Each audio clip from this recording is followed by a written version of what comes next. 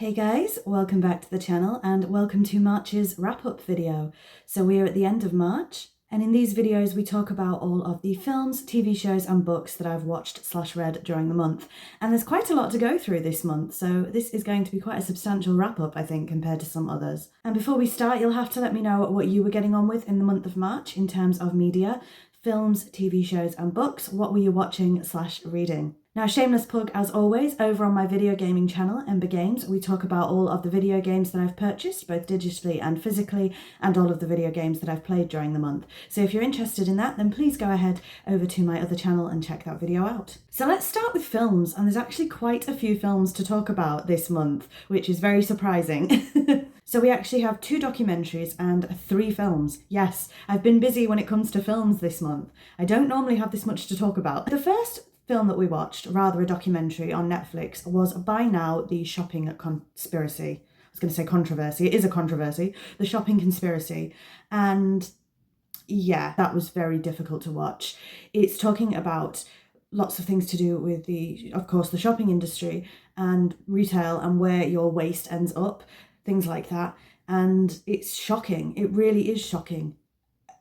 Yeah, I have no words. I really have no words. I would encourage you to watch it. It's made me rethink a few things, and it is a difficult watch. I mean, what we're doing to our own planet is disgusting, quite frankly. It is a difficult watch, but I do think it's an important watch. So if you have a couple of hours spare, I'm not sure how long it is, then I would watch Buy Now, The Shopping Conspiracy. As always, I'm looking over here because I have my list. It's the kind of stuff that we just don't think about in our day-to-day life, and perhaps we should. But what do you do about it? That's the thing. If the people who should be doing something about it aren't doing something about it, what can we do? There are a number of things that we can do, but ultimately it is up to these big corporations to do the right thing and to make the right decisions. So the next documentary, a documentary that's blown up that everybody is talking about, Louis Theroux, Inside the Manosphere. And my goodness, what a documentary. Now, the Manosphere is something that I've been talking about for a while, that there is a problem and it needs to change. And it's about these so-called sort of alpha males and influencer culture, essentially. Again, another difficult one to talk about, really. But I absolutely loved this documentary. I really think that this is an issue, particularly in 2026, that needs a light shined on it. I think it's been a long time coming for something like this. And I'm very glad that it's Louis Theroux that has taken it on. I do like his documentary style in general, his way of interviewing and things like that I do enjoy. And he really just made them look like a bunch of twats, didn't he? Which, quite frankly, is precisely what they are. So, good job. But yes, I would definitely recommend that one. Again, on Netflix, Louis Theroux, Inside the Manosphere. I love documentaries, as you guys know, and sometimes you get your stinkers, but this one is well worth the watch. So now I am going to upset a few people, I'm afraid. I watched Avatar for the first time this month and Avatar 2, The Way of the Water. I watched them both. There is a third Avatar film. I don't know if it's still in cinemas, but I haven't watched that one, nor do I think I have any inclination to. So my sister-in-law is a huge Avatar fan, so we went over to hers to watch Avatar and Avatar 2. My husband had watched the first Avatar before. I hadn't seen any Avatar movies, and I was really excited because everybody talks about Avatar. I mean, it's still, I think, the best grossing film of all time in the cinemas. I thought that I would get on with Avatar and Avatar 2, and unfortunately I didn't. They're not for me. I personally did not like them at all. Too much sort of war for me. I'm not the biggest sci-fi fan in the world. I can deal with TV shows, you know, Doctor Who, Star Trek, Stargate, that kind of thing. But anything movie-wise when it comes to sci-fi, I don't tend to get on with too well. Now, I thought I would like Avatar because of the world of Pandora, and it's visually beautiful. Let's start with the positives. The film is visually stunning. I think the acting is pretty good. I think the music is incredible. And the world of Pandora and the way things work on Pandora, I find very, very intriguing. And I loved the bits where we got to dive more into Na'vi culture. However, The film as a whole, too much fighting for me, and it's just not my kind of thing. It's like a war film with sci-fi, and I don't particularly get on with war films either, so it really wasn't for me, and I'm sad because I really wanted to like it. I think the runtime, as with most of James Cameron's things, is far too long. I think if my experience was in the cinema, it may have been a little bit better because these films are nothing if not cinematic, but unfortunately, I personally didn't enjoy them, and I don't think I'll be watching the third one. I wanted to support my sort of sister-in-law in what she enjoys because, you know, we know what it's like with special interests, but unfortunately it wasn't for me. You'll have to let me know what you think of Avatar because the overwhelming majority that I see really does like Avatar, so I feel like I'm in the minority there, but no, I didn't connect with it. It wasn't for me. And something like that happened with TV shows as well, so we'll get there. And then the final film that I watched this month is Peaky Blinders, The Immortal Man, again on Netflix. I really liked Peaky Blinders, The Immortal Man. I'm not going to spoil, so please don't worry, I'm not going to talk about it here because it is fairly new as I'm recording this. I really liked it. It was brilliant to see Cillian Murphy back. Of course, some other returning characters. I don't want to say too much, but I loved them. I cried a lot during this film. I cried a lot. Again, I'm not going to say too much. Maybe I'll do a in-depth video on Peaky Blinders, The Immortal Man. But suffice to say, I really, really enjoyed it. And I think for the story it was... This is so hard without spoilers. For the story it was trying to tell, I think it told it very, very, very well. And I'm happy. I'm happy. As a Peaky Blinders fan, I'm happy. And again, weird. So I say that I don't like Avatar, and a lot of people tend to. It was the other way with The Immortal Man. So the discourse online, people don't seem to like it that much. I completely disagree. So I have said before in these wrap-ups, same with my video game wrap-ups, I feel lost sometimes. I don't know if that's the right word, but a lot of the things I enjoy, people tend to not like. And a lot of the things other people like, I tend not to. And I know our tastes are different and things, but that's just the discourse that I see online. So, you know, but anyway, we all like what we like, so that doesn't really matter. It doesn't bother me at all. But yes, people tended not to like this film as much, whereas I really did enjoy Peaky Blinders, The Immortal Man. So let's now get on to TV shows. Let's talk about Bridgerton. Bridgerton Season 4 Part 2 I watched this month. Now in last month's wrap up, I had watched Bridgerton Season 4 Part 1 because they did split it in two parts. And I think I was just a little bit late on Part 2. I think Part 2 came out just a little bit later than when I did my February wrap up. So we weren't able to talk about it. Now I do recall at the end of February's wrap up, I said I wasn't sure about the season. Season 2, my favourite, Kate and Anthony, I didn't know whether it would top it. It's topped it. Season 4 is now officially my favourite season. Yes, I loved it. I absolutely loved it. As I say, I said in February's wrap up, it would be difficult to talk about it split up because we needed both parts in order to have a discussion. And my goodness, I loved Season 4. I absolutely loved it.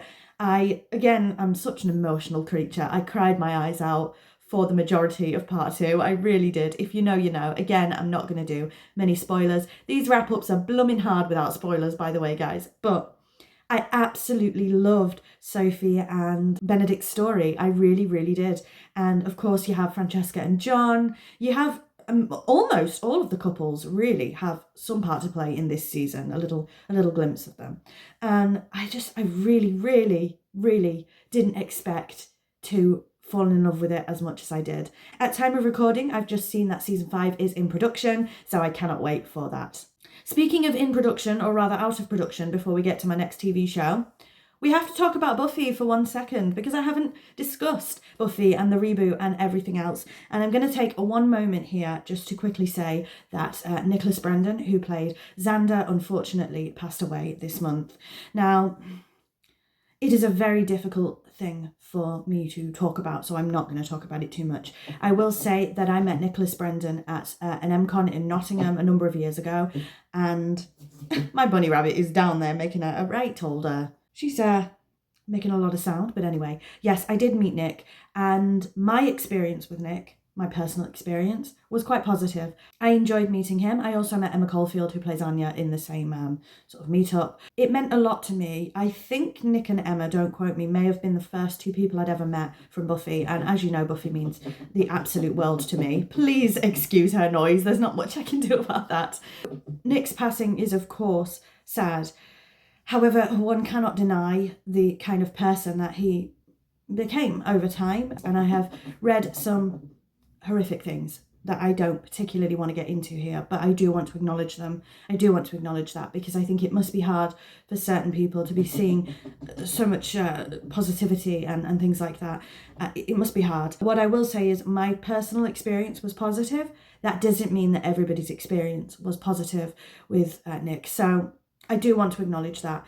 That said, it is still a loss for the fandom, and it's been one of those months, hasn't it? Because the Buffy reboot has also been cancelled to a degree. It's not been picked up by the network, and Sarah Michelle Gellar has been quite vocal about why that is. And yeah, I'm very sad, but I'm very conflicted because I love Buffy the Vampire Slayer so much. I really, really do. I can't overstate to you how much it means to me and how it's been there at points in my life where I've really needed it, as has the fandom at times. So I can't overstate that. And so I was really excited to see a Buffy sort of revival. It's not a reboot. I called it a reboot. That was missaid. I shouldn't have said that. It was a continuation with somebody else's story, shall we say. So I was very excited for that, but also very nervous and very apprehensive because I didn't want him to mess it up, but I trust Sarah Michelle Gellar. She was quite a big part of this, and so I feel like we may have been okay, but maybe we'll never know now because it has unfortunately been cancelled, been dropped, been whatever you want to say. Now, hopefully another network can pick it up. But yes, it's been a very sad month for Buffy fans all round, I would say. So let's carry on with TV shows. This is going to be very difficult for me to talk about. I finally watched Vikings, and we've watched all of season 1 as of time of recording.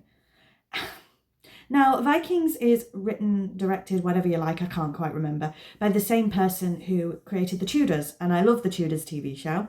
Historical inaccuracies aside, of course, we have to do the same for Vikings as well. I really, really wanted to like Vikings, and I didn't.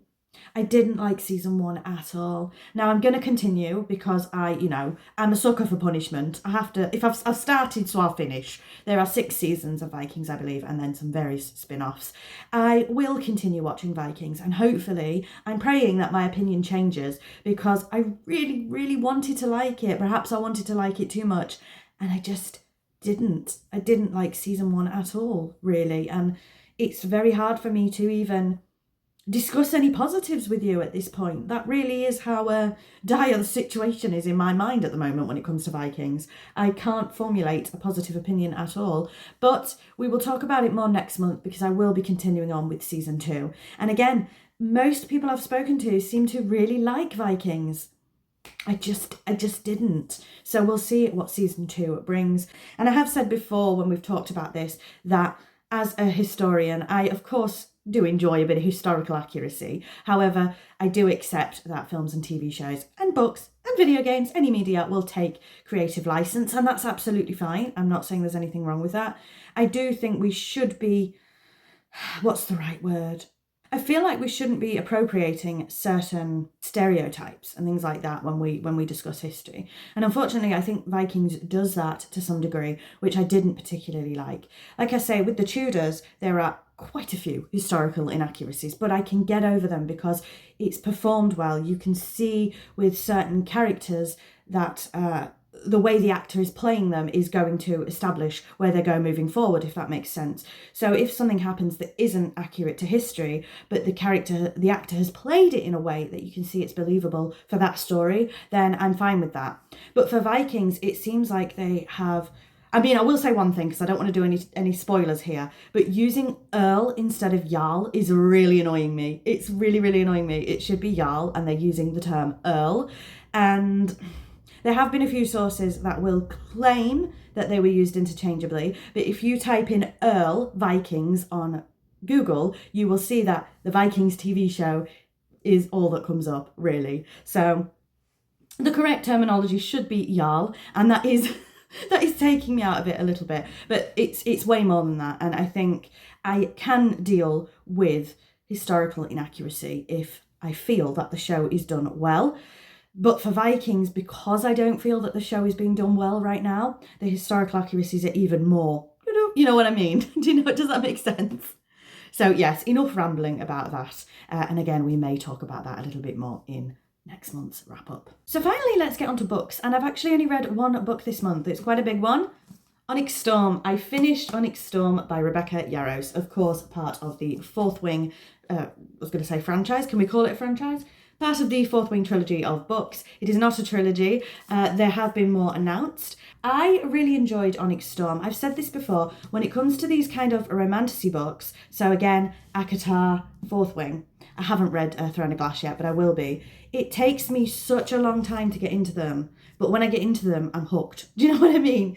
I really, really enjoyed Onyx Storm. It's probably my favourite book out of the three, actually.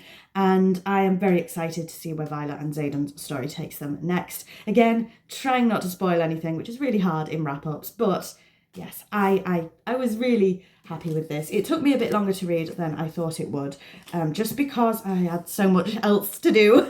But yes, so what am I going to read next? I think I'm going to reread again the Hunger Games series because I've never read them in order of timeline. So I'm going to start by reading The Ballad of Songbirds and Snakes, then Sunrise on the Reaping. Of course, we have the Sunrise on the Reaping movie in November, then The Hunger Games, Catching Fire and Mockingjay. So I've read all five, but I haven't read them in the order that they were intended. So that's what I'm going to do next, I think. So you'll hear about that more in upcoming wrap-ups. And then after that, I think I'm going to start Throne of Glass. So that's where my reading journey is at the moment. But that's everything. That is the wrap-up. Like I say, it's quite a big one. So thank you very much for watching. Once again, let me know what movies, TV shows and books that you've been watching/reading during the month. And again, my final shameless plug, if you head over to Ember Games, we discuss video games over there, and there is of course a video game wrap up. So thank you very much for watching, and I will see you all soon. Bye bye.